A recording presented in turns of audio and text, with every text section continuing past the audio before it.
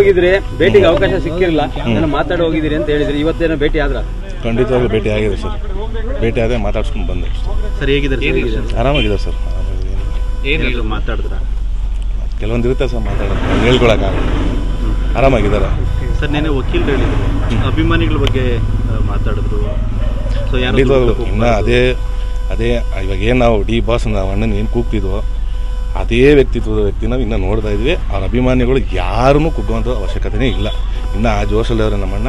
ಆಮೇಲೆ ಒಂದಂತ ಹೇಳೋಕೆ ಇಷ್ಟಪಡ್ತೀನಿ ಸರ್, ನಾನು ಹಲವಾರು ದಿನ ಹೇಳಬೇಕು ಅಂದ್ಕೊಂಡಿದ್ದನ್ನು ಸುಮಾರು ರೀತಿ ನಮ್ದೇನೆ ಮಾತಾಡ್ತಿಲ್ಲ ಇದು ಮಾತಾಡೋ ಸನ್ನಿವೇಶ ಅಲ್ಲ. ಆ್ಯಕ್ಚುಲಿ ಬೀಂಗ್ ಆ್ಯನ್ ಎಜುಕೇಟೆಡ್, ಇದು ಜುಡಿಷಿಯಲ್ ಕಸ್ಟಡಿ ಇರೋದ್ರಿಂದ ಅದು ಕಾನೂನಿದೆ, ಪೊಲೀಸ್ ಇಲಾಖೆ ಇದೆ, ಅದನ್ನು ಅವರು ಇದು ಮಾಡ್ತಾರೆ. ಸೊ ನಾವು ಮಾತಾಡಿದ್ರೆ ಏನೋ ಸಾಲ್ವ್ ಆಗ್ಬಿಡುತ್ತೆ ಅನ್ನೋದು ಇದಲ್ಲ. ತಪ್ಪಾಗಿಲ್ಲದೆ ಇರಲಿ, ಅದು ಭಗವಂತನೂ ಗೊತ್ತು. ಏನು ಹೇಳ್ತೀನಿ ಅಂದರೆ ಮಾತಾಡೋ ಸಂದರ್ಭದಲ್ಲಿ ಮಾತಾಡಬೇಕು, ಎಲ್ಲ ಸಂದರ್ಭದಲ್ಲೂ ಮಾತಾಡೋಕ್ಕಾಗಲ್ಲ.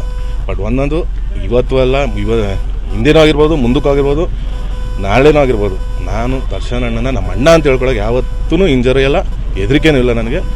ಸೊ ನಾನೇನು ಹೇಳೋಕ್ಕೆ ಇಷ್ಟಪಡ್ತೀನಿ ಅಂದರೆ ದಯವಿಟ್ಟು ಎಲ್ಲರೂ ಆರಾಮಾಗಿರಿ. ಆ ಚಾಮುಂಡೇಶ್ವರಿ ತಾಯಿ ಇದು ಒಳ್ಳೇದು ಮಾಡ್ತಾರೆ. ಸರ್, ಡಾಲಿ ಧನಂಜಯ ಅವರು ತಮ್ಮನಾಗಿ ನಾನು ಹೇಳ್ತೀನಿ, ದರ್ಶನ್ ಅವ್ರು ತಪ್ಪು ಮಾಡಿದ ಶಿಕ್ಷೆ ಆಗಿದೆ.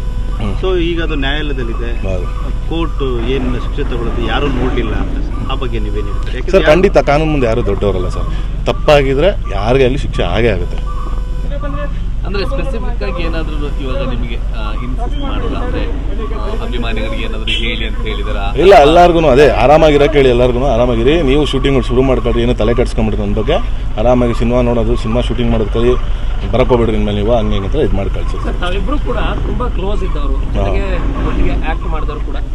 ಈ ಒಂದು ಒಳಗಡೆ ಹೋದ ಸಂದರ್ಭದಲ್ಲಿ ಆ ಒಂದು ಬಾಂಧವ್ಯ ಏನಿತ್ತು ಅದ್ರ ಬಗ್ಗೆ ಬೇಜಾರು ಅಂದ್ರೆ ನಾವು ಅಲ್ಲಿ ನೋಡ್ತೀವಿ ಅಂತ ಎಕ್ಸ್ಪೆಕ್ಟ್ ಮಾಡಿರಲಿಲ್ವಲ್ಲ ಸರ್. ಸೊ ಅದನ್ನು ಬೇಜಾರಿತ್ತು. ಬಟ್ ಏನಂತ ಖುಷಿಯಾಗಿದ್ದಾರೆ, ಆರಾಮಾಗಿದ್ದಾರೆ ಅಷ್ಟೇ. ಇಲ್ಲ ಸರ್, ಅದನ್ನೆಲ್ಲ ಈ ಟೈಮಲ್ಲಿ ಮಾತಾಡೋ ಅವಶ್ಯಕ ಇಲ್ಲ. ಥ್ಯಾಂಕ್ ಯು ಸರ್, ಅಷ್ಟೇ.